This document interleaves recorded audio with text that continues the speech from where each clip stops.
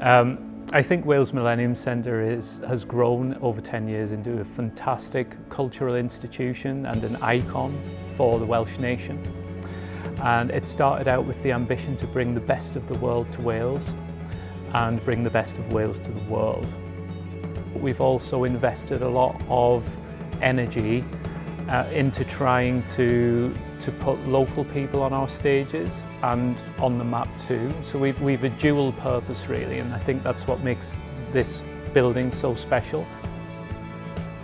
I think it's very important that we start our celebrations of our 10th anniversary with young people in Wales and with the community which is on our doorstep.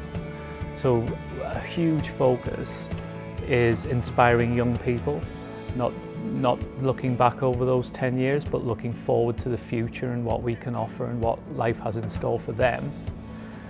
We will be making sure that this is everybody's home.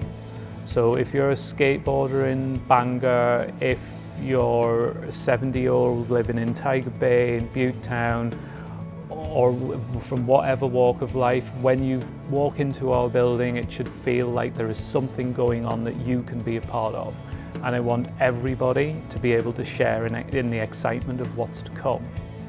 And I want us to provide inspiration and opportunity for young people to broaden their horizons and to experience things that they have never experienced before, which might light the path to maybe a different view of life or a different opportunity to do something unexpected. We're very grateful to Lloyds Bank, whose support will underpin all of our projects and aspirations during the 10th anniversary year.